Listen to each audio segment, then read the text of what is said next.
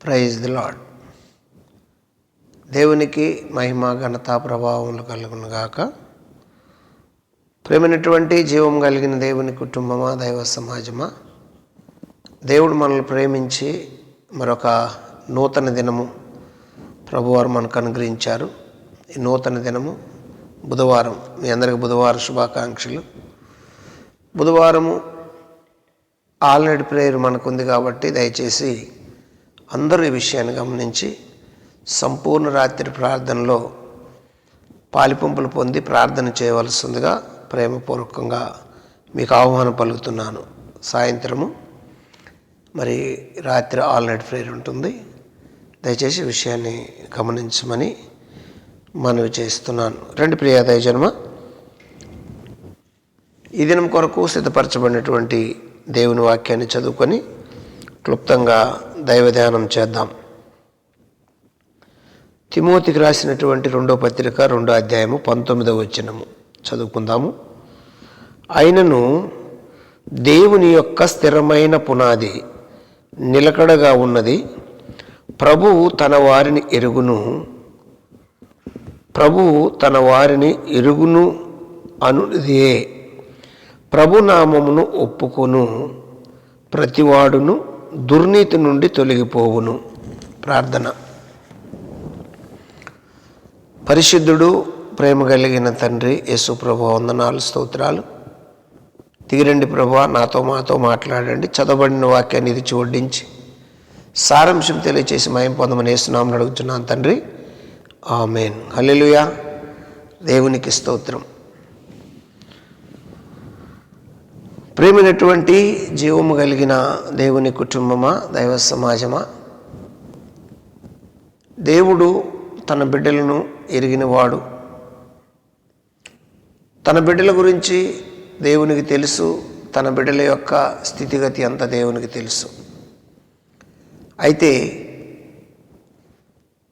దేవుని పిల్లలు ఎలాగుండాలని దేవాతి దేవుడు కోరుకుంటున్నాడు అని మనం జాగ్రత్తగా ఆలోచిస్తే, దేవుని యొక్క పిల్లలు స్థిరమైనటువంటి పునాది కలిగి ఉండాలి. స్థిరమైన పునాది కలిగి ఉండాలి. ఎవరైతే స్థిరమైన పునాది వేసుకుంటారో ఆధ్యాత్మిక జీవితంలో, ఆత్మీయ జీవితంలో వారు ఆశీర్వదించబడతారు, దీవించబడతారు అనే విషయాన్ని మనం అర్థం చేసుకోవాలి. చూడండి ప్రియ దైవజన్మ, అపోస్తలుడైన పౌలు తిమోతికి రాస్తూ, ఓ తిమోతి, ఈ విషయాలు నువ్వు మనసును పెట్టు అని చెబుతూ ఏమంటున్నాడంటే, అయినను దేవుని యొక్క స్థిరమైన పునాది నిలకడగా ఉన్నది, ప్రభువు తన వారిని ఎరుగును అనునిదే.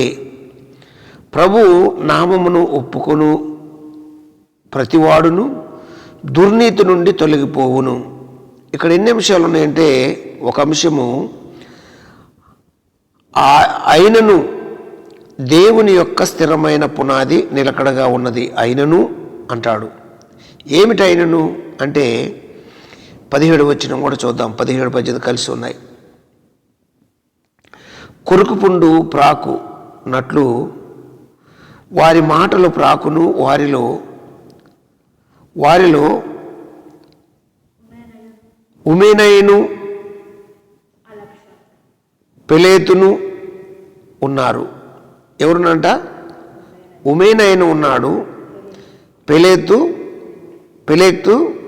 ఉన్నారు. వారు ఏం చేస్తారు అంటే, వారు పునరుత్థానము గతించినని చెప్పుచు సత్య విషయము తప్పిపోయి కొందరి విశ్వాసమును చెరుపుచున్నారు. అంటే ఈ ఉమేనయును, ఈ పెలేక్స్, వీళ్ళిద్దరూ పునరుద్ధానం లేదు అని సత్య విషయంలో పూర్తిగా ట్రాక్ తప్పారు. సత్య విషయంలో మార్గం విడిచారు. సత్యం విషయంలో వీళ్ళకు పునాది లేదు. అయితే వీళ్ళకు పునాది లేదు కాబట్టి వీళ్ళనెత్తి వీళ్ళ గురించి చెబుతూ, ఓ తిమోతి, వాళ్ళిద్దరూ ఆ పరిస్థితి, కానీ నీ పరిస్థితి ఏంటి? నువ్వు ఎలాగున్నావు? నువ్వు బోధించే వాళ్ళు ఎలాగున్నారు? నీ బోధన అనుసరించే వాళ్ళు ఎలాగున్నారు అని ప్రశ్న వేస్తూ ఏమంటాడంటే పౌలు భక్తుడు, అయినను దేవుని యొక్క స్థిరమైన పునాది నిలకడగా ఉన్నది. ఏ పునాది? దేవుని యొక్క స్థిరమైన పునాది సత్యం కొరకు నిలబడుతుంది, సర్వసత్యం కొరకు నిలబడుతుంది. దేవుని యొక్క స్థిరమైన పునాది. అందుకే భక్తుడు ఆనంద్ కుమార్ గారు పాట పాడతాడు. ఏం పాడతాడంటే, సియోనులో స్థిరమైన పునాది నీవు అని పాట పాడతాడు. ఆ పునాదిని అక్కడ ఇంకా ఆకలి దప్పులు ఉండవు అంటాడు. దేవుణ్ణి మహింపరుస్తూ పాట పాడతాడు. మనం పాడుకుందామా? సియోనులో స్థిరమైన పునాది నీవు, సియోనులో స్థిరమైన పునాది నీవు, నీ మీదే నా జీవితము అమర్చుచున్నాను. ఎవరి మీదంట? దేవుని మీద మన జీవితాన్ని అమర్చాలి. దేవుని మీద మన జీవితాన్ని నిలకడగా ఉంచాలి. కాబట్టి ఎవరైతే అటువంటి నిలకడగా ఉంటారో వారు స్థిరమైన పునాది లాంటి వారు అని పౌలు భక్తుడు తిమోతికి తెలియచేస్తూ ఏమిటంటే, స్థిరమైన పునాది నిలకడగా ఉన్నది. ప్రభువు తన వారిని ఎరుగును అనునిదే. ప్రభు చెప్పినది జరిగినది, ప్రభు అనునిదే. ఇది సత్యము, ఇది సర్వసత్యము అంటూ ఏమంటాడంటే, ప్రభు నామమును బట్టి ఒప్పుకొను ప్రతివాడును దుర్నీతి నుండి తొలగిపోవలను. ఎక్కడుండి? దుర్నీతి నుండి తొలగిపోవాలి కదండి. అసలు ఈ పునాది ఎవరికి ఇచ్చాడు దేవుడు? ఎవరి ద్వారా వేయించాడు దేవుడు అంటే, పేతురు ద్వారా సంఘానికి పునాది వేయించాడు. చాలాసార్లు చెప్పుకున్నాం మనము. అయినప్పటికీ మరొకసారి ఆ మాటను జ్ఞాపకం చేసుకుందాం రండి. 16 అధ్యాయము 18వ వచనంలో యేసు ప్రభు వారు శరీరధారిగా భూమి మీద ఉన్నప్పుడు మత్తయి సువార్త 16 అధ్యాయము మత్తయి సువార్త 18వ వచనంలో శరీరధారిగా భూమి మీద ప్రయాణం చేస్తున్నప్పుడు యేసు ప్రభు వారు చెప్పిన మాటలు, మరియు నీవు పేతురువు, ఈ బండ మీద నా సంఘమును కట్టుదును, పాతాళ లోక ద్వారములు దాని ఎదుట నిలవనేరవని నేను నీతో చెప్పుచున్నాను. దేవునికి స్తోత్రం కలుగును గాక. ఈ బండ మీద సంఘమును కడతానన్నాడు.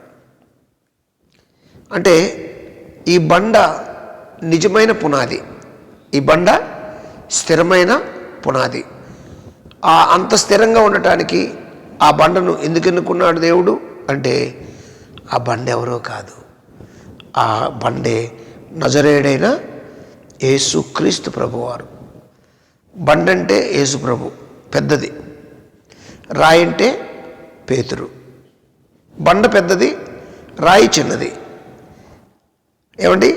బండ పెద్ద కొండ, కొండ లాంటిది బండ. కాబట్టి ఆ పెద్ద బండ యేసయ్య, ఆ పెద్ద కొండ యేసయ్య.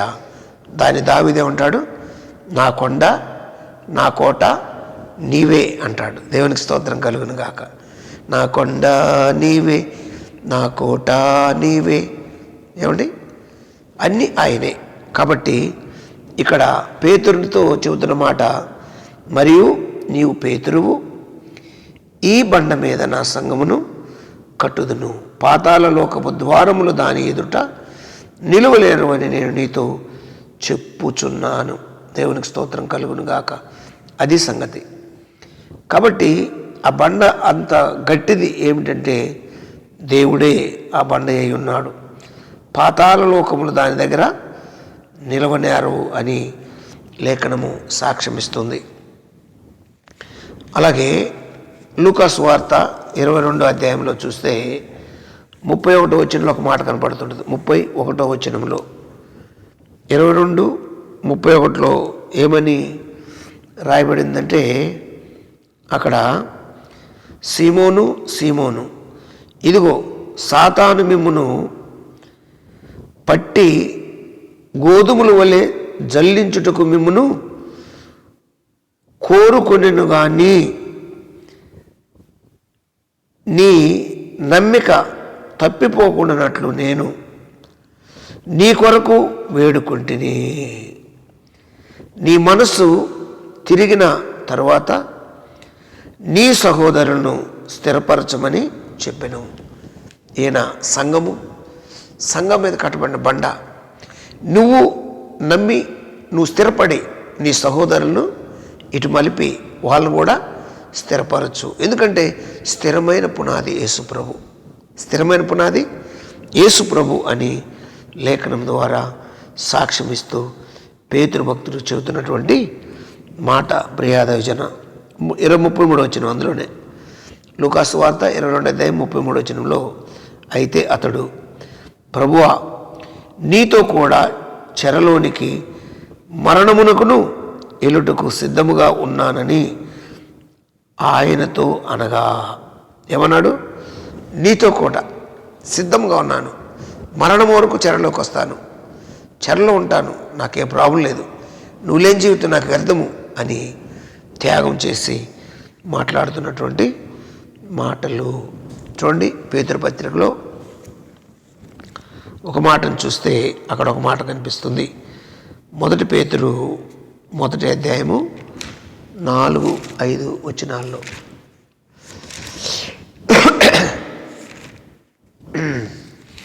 1వ అధ్యాయము 4వ వచనం 3-4 కలిపి ఉన్నాయి. మన ప్రభువు యేసుక్రీస్తు తండ్రి అయిన దేవుడు స్తుతింపబడునుగాక. మృతుల్లో నుండి యేసుక్రీస్తు తిరిగి లేచుట వలన జీవముతో కూడిన నిరీక్షణ మనకు కలుగునట్లు, అనగా అక్షయమైనది నిర్మలమైనది వాడబారనిదైన స్వాస్థ్యము మనకు కలుగునట్లు ఆయన తన విశేష కనికరము చొప్పున మనలను మరలా జన్మింపచేసెను. దేవునికి స్తోత్రం కలుగాక. మనం మరలా జన్మింపచేశాడు.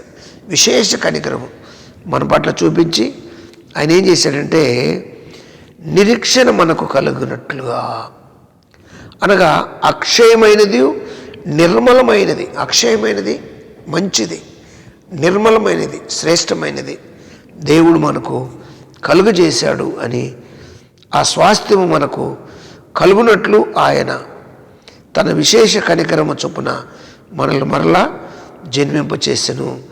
కడవరి కాలమందు బయలుపరచుటకు సిద్ధముగానున్న రక్షణ మీకు కలుగునట్లు విశ్వాసము ద్వారా దేవుని శక్తి చేత కాపాడబడు మీ కొరకును ఆ స్వాస్థ్యము పరలోకమందు భద్రపరచబడి ఉన్నది. దేవునికి స్తోత్రం కలుగును గాక. పరలోకములో స్వాస్థ్యం ఇవ్వటానికి భద్రపరిచి ఉన్నది. అది పొందటానికి మీరు రక్షణ పొందుతున్నారు. మీరేమీ తొందరపడొద్దు అని లేఖనంలో మరి రాయబడినటువంటి మాట, పేతురు భక్తులు చెబుతున్నటువంటి మాట. ప్రియ దైవ జనాంగమా, మరి చివరిగా మనం చదువుకున్నటువంటి మాటలు తిమోతి పత్రిక 2వ పత్రిక మరి 2వ అధ్యాయము 19వ వచనం చూస్తే మనం చదువుకున్నటువంటి మాటలో ఏముంది అంటే, ఆయనను దేవుని యొక్క స్థిరమైన పునాది కలుగగా, దేవుని యొక్క స్థిరమైన పునాది నిలకడగా ఉన్నది. ప్రభు తన వారిని ఎరుగును, అనునిదే ప్రభు నామమును బట్టి ఒప్పుకొని ప్రతివాడును దుర్నీతి నుండి తొలగిపోను. ఎక్కడుండి? దుర్నీతికి దూరంగా ఉంటారు, దుర్నీతికి ఎడంగా ఉంటారు. దేనికి దగ్గరకు ఉంటారంటే క్రీస్తు ప్రేమకు, క్రీస్తు పరిచర్యకు, క్రీస్తుతో కలిసి అంటగట్టి నడవటానికి ఆ దేవుని పిల్లలు దేవునికి దగ్గరగా ఉంటారు.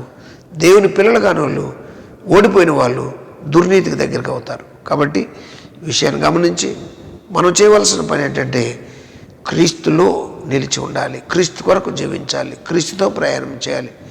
అలా మనం చేయాలని ప్రభు కోరుకుంటున్నాడు. రండి ప్రియ దైవజనమా, ప్రార్థన చేసుకుందాం. పరిశుద్ధుడు ప్రేమగల తండ్రి, స్తోత్రాలు.